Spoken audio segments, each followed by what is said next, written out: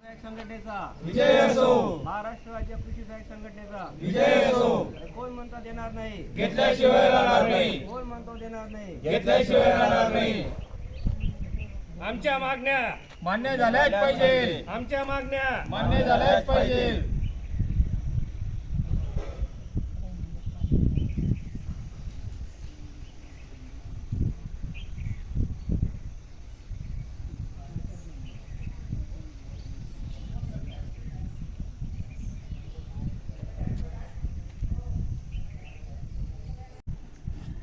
महाराष्ट्र राज्य कृषी सहाय्यक संघटनेचा विजय असो. महाराष्ट्र राज्य कृषी सहाय्यक संघटनेचा विजय असो. अरे कोण म्हणतो देणार नाही, घेतल्याशिवाय राहणार नाही. अरे कोण म्हणतो देणार नाही. घेतल्याशिवाय राहणार नाही.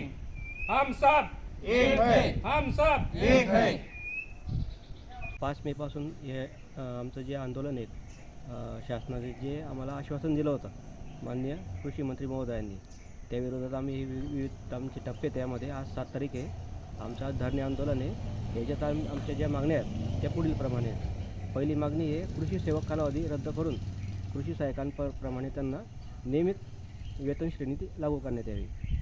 दुसरी मागणी आमची, आम्हाला जे ऑनलाईन कामासाठी जे लॅपटॉप पुरवठा हे माननीय मंत्री महोदयांनी कृषी मंत्री महोदयांनी जे मान्य केलं होतं ते आज रोजीपर्यंत आश्वासन हे हवेत विरलेलं आहे. मंत्रालय स्तरावरती ते प्रलंबित आहे.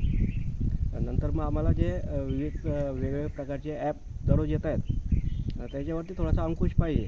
यासाठी आयुक्तालय स्तरावरती याच्यावरती विचारमंथन होऊन म्हणजे दररोजचं एक ॲप आणि दररोजचं एक वेगळी कामगिरी, तर त्याला जे बेसिक जे लॅपटॉप लागतं आम्हाला, ती सुविधा आम्हाला नसताना हे आम्हाला काम करावं लागतं ग्रामीण स्तरावर. त्याच्यानंतर मग आम्हाला ग्रामीण स्तरावरती जसं तलाट्यांना आताशी कोतवाल आता परत महसूल सहाय्यक दिलेला आहे, तसंच ग्रामसेवक संवर्गाला त्यांनी शिपाई आहे किंवा कार्यकारी यंत्रणा आहे, तसं आम्हाला ग्रामीण स्तरावरती मदतीस असा कोणी काही दिलेलं नाही आहे शासनाने. आणि वेळोवेळी जे कृषी मंत्री आहेत यांना पण ह्या गोष्टी आम्ही निदर्शन आणलेल्या आहेत. आज रोजीपर्यंत त्यांनी त्यावरती काही कारवाई झालेली नाही. तर आणि शेवटची आमची मागणी ही निविष्ठांची, जे पीक प्रात्यक्षिक जे राबवले जातात कृषी विभागामार्फत, त्याच्या निविष्ठा पुरवठा जो होतो ते जिल्हा स्तरावरून तो पुरवठा केला जातो, त्या तालुका स्तरावर येतात आणि इथून आम्हाला ते म्हणजे हमाली आणि ट्रान्सपोर्टचं जे आहे त्याचं, तर त्याची तरतूद केलेली नाही शासनाने.